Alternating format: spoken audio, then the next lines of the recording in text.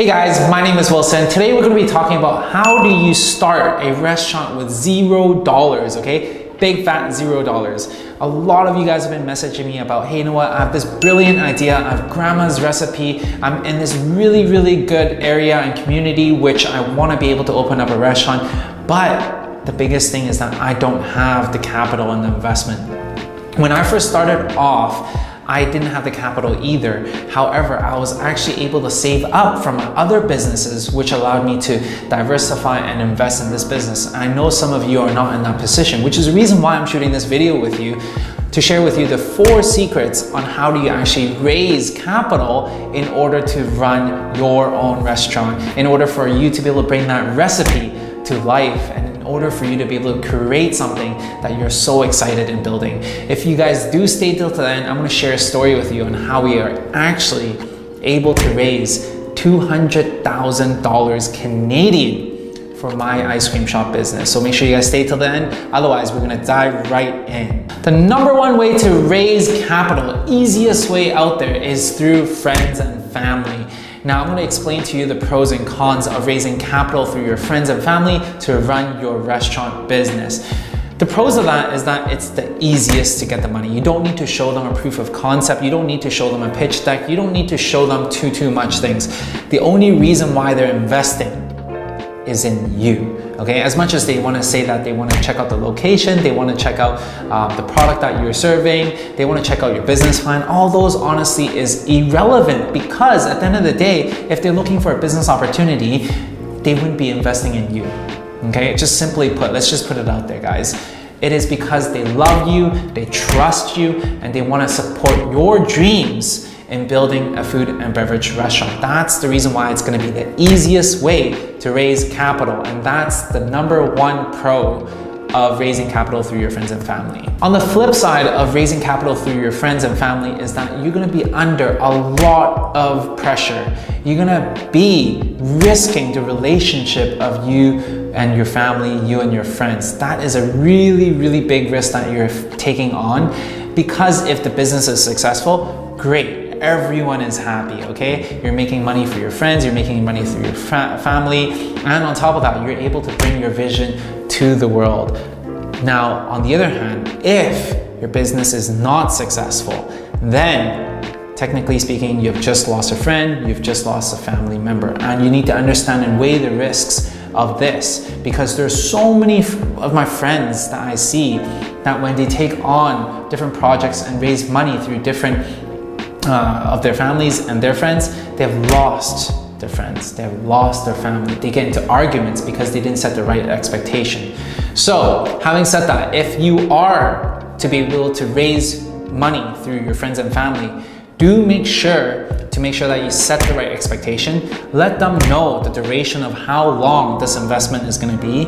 Second of all, let them know that 80% of the time, if not 90% of the time, they need to understand that the money that they're investing in you is at risk of being completely gone, and that you are going to try your very best in order for them to help them grow the money, but there's no guarantee, and that they should have that expectation of this is an investment, a high risk investment. Okay? And when you're able to set that expectation, hopefully, okay, hopefully you can actually keep this relationship intact. That's the number 1 way to raise money for your restaurant if you have no money. So raising money through your friends and family is one way that I highly would not recommend to any of you guys. However, there's a lot of people that do that. I personally value my relationships much more than running a business, which is the reason why I would never ever ask my friends and family for money. And I would highly recommend you not do the same as well, because at the end of the day, what good does it bring when you have a successful business when you don't have your friends or family to share that happiness with? What good does that bring?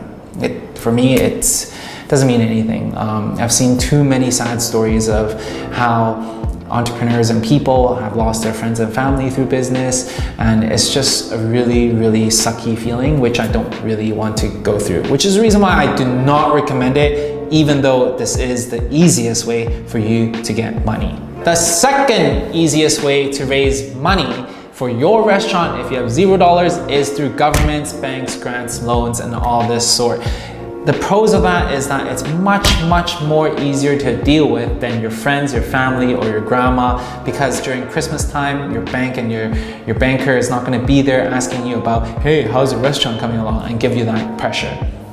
Now, the cons on the flip side of raising money through banks, governments, and loans is the fact that it may be a lot more paperwork. You need to be able to prove your concept. You need to have different collateral to make sure that the bank has something in their hands in order for them to lend you the money, right? So at the end of the day, you may need a guarantor who's going to sign on your behalf. So then that way, if you do lose all your money, that there is someone to guarantee that you will pay back that money, right? And on top of that, it's a much more strict process, or like a longer process for you to be able to get the money, because you're gonna have to write a legitimate business plan, you're gonna have to write a forecast for your business, and you're gonna have to actually prove the concept to your banker and convince them or the agencies that this business is viable, that the recipe that you have in mind is going to be exceptional when it comes to the competition, which is a lot of times a lot more difficult than raising money through your friends and family. But this is something that I highly recommend if you are short on cash, because you're not going to have to deal with the stress of dealing with your friends and your family. For different cities, different countries, there are different agencies, different banks, they all have different rules, which is the reason why I can't give you one straight answer of who to go to. It really comes back down to your city that you're in and the country that you're in.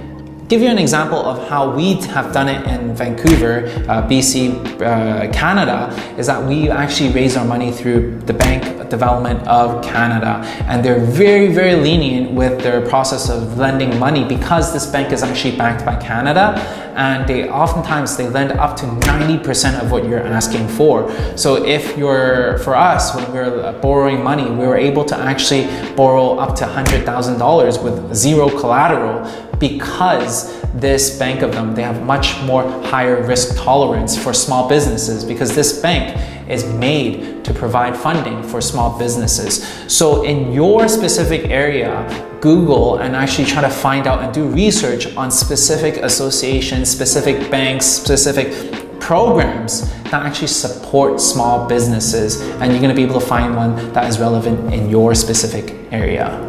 The third way to open up your restaurant with $0 is to find a partner, okay? What I mean by that is, if you only have $50,000, you need to be able to raise the other $50,000, and you don't want to go through friends, you don't want to go through family, you don't want to go through governments, then you can actually bring on a partner who can fill that $50,000 pot for you, and that way you can actually work with someone that can actually grow the business with you. Aside from the cash injection that your partner brings, they can potentially also be a good partner that you can actually bounce ideas off with. They can actually take on different types of operation within your business. So for example, you have to deal with marketing, finance, logistics, front of the house, back of the house, HR, all this crazy stuff. And it's a lot of work when it comes down to it, which is the reason why finding a good partner who can actually bring value to the table is so important when it is about choosing the right partner. And that is something that is a really major advantage on finding the right one.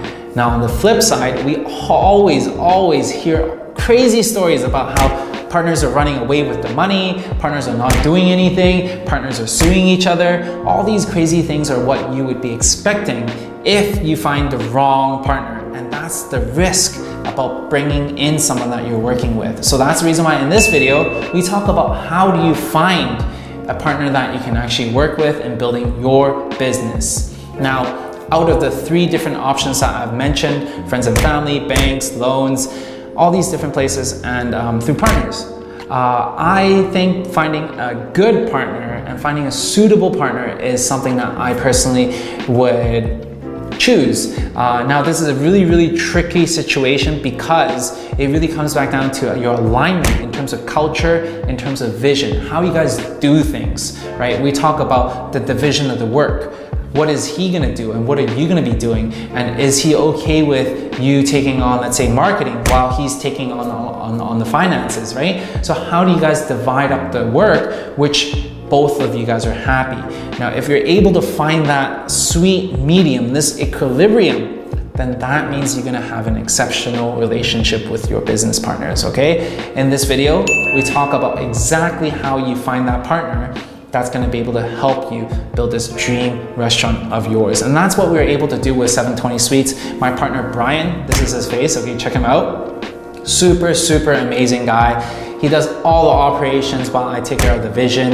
And he just puts in like 120%. Throughout the last 5 years of us partnering up, I can't thank him enough for pulling in all his weight. And also we may have arguments, but we always know it's because we're arguing for the sake of the betterment of the company. It was never personal. He always is putting in 120%. And you know what, I can't say any more good things about this guy, because without him we wouldn't have 720 Sweets, and let's just put it that way, right? So for me, I got really lucky, but it was also very strategic when I brought in Brian.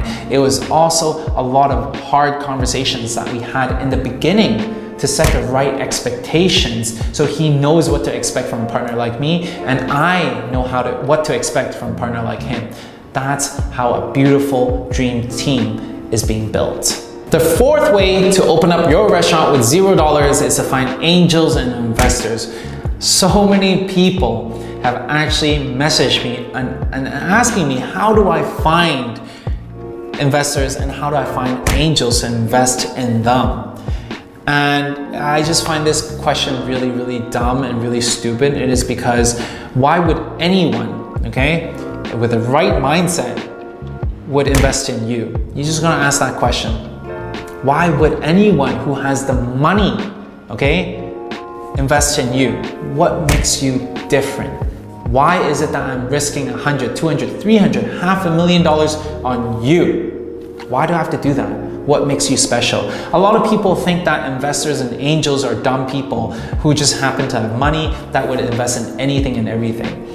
And that is precisely wrong, okay? People who have money, they got there for a reason. It is because they're able to actually do the research, they're able to actually be in the trenches, they know a lot more about business. So this is actually the most difficult place for you to be able to get investment from, because angels and investors, they invest in things that they think and see opportunity in. So when it comes down to it, when you're asking yourself, hey, I want to raise money through angels and investors, ask yourself that one question. What makes you different? Simple as that. The pros of raising money through angels and investors is the fact that these guys have tons of money and are willing to be able to invest in you. You don't need to see them for Christmas. You don't need to see them during your off time. So then that way, you're still gonna have a good relationship with your friends and your family. Now, on the flip side, they're much more difficult to land because they would always ask, why you? Make sure you have that question answered. Make sure you're able to actually convince these angels investors. And on top of that, these guys oftentimes would invest in people with more track record with their money. They also would invest in bigger projects. We're talking about maybe multiple chains, and they would also look at what you've done in the past to make sure that, hey, if this person is telling me that they have built a 10-shop chain and now they have a new concept which they want investment in, hey, you know what, maybe this guy knows what he's talking about and he just needs another extra 500K in order for them to scale to the next level, right? Then that's how investors and angels think when they're investing in food and beverage concepts like this. By far, out of the 4 different ways to raise money, I think this is the most difficult one because, like I said, why you? You need to answer that question in order and be super convincing on that note in order for them to invest in you. Because at the end of the day, think about one thing. Just because you have a crazy, delicious recipe doesn't make you any different from the millions of chefs out there. If they really want to get into this business, they can easily hire a chef to be able to do R&D on this recipe. They don't need you. So make sure you answer that question. If you have something that is so different about you, your background, your resources, your connection, your anything, you know what, bring everything of that to the table, then perhaps you would have a chance. Other than that, I would highly recommend just sticking to the first 3 different options in raising funds for your food and beverage restaurant. So there you go, the 4 ways to open up a restaurant with $0. First way, through friends and family, okay? Second, through banks, associations, grants, loans, whatsoever. Third, it is through partners. And fourth and lastly, through angels and investors. These are the 4 ways for you to be able to raise capital if you don't have any to start running with your restaurant business. And as I was sharing with you and as promised, I'm going to be sharing with you a story of how we actually got $200K in investments in 720 Sweets, our ice cream shop. This actually happened 3 years ago when I was actually documenting my journey in building this ice cream shop, now international chain, for 720 Sweets. And throughout this period, we were experiencing some cash flow problems, which is the reason why we're like, hey, you know what, we're suffering, we're challenged, and we really need help. One person that actually was following along the story reached out to me and actually asked me, hey, you know what do you need help with? And we started having a conversation. And in turn, he was actually able to see a lot of different opportunities from us partnering up with one of the biggest Asian supermarket in Canada, which is owned by Loblaws, TNT supermarket, okay? And the second opportunity is for our expansion into China, right? This was 2 very, very big selling point, which at the end, through numerous conversations, we're able to raise more than $200,000 for our project. At the end of the day, I personally wouldn't bank on this type of investment because you know what, it's very, very difficult to raise funds through investors. But nonetheless, this is the short story of how we're able to raise $200,000 for our food and beverage restaurant and shop. If you guys like this video, I'm sure you're gonna find a lot more value in the link below. Check it out in the link below. I actually share with you my very beginning to where we are at right now, from the A to the Z, from starting from, you know, negotiating free rent, to choosing the perfect location, to crafting the right menu, which ensures us to have at least 20% margins, to marketing tactics, to diving into your customer's mindset and offering them something that is irresistible, to all the marketing stuff that we have been doing, everything within that link below. If you guys are interested, make sure you guys check it out because that's where we share all the things that I've been learning throughout the last 10 years of running business, okay? So make sure you check it out in the link below. Otherwise, subscribe within this journey because I'm gonna be sharing a lot more of these videos of one-on-ones. And if you guys like this video, make sure you guys show some support, smash the like button, comment in the section below of what you thought about this video. Otherwise, I'll see you guys in the next video.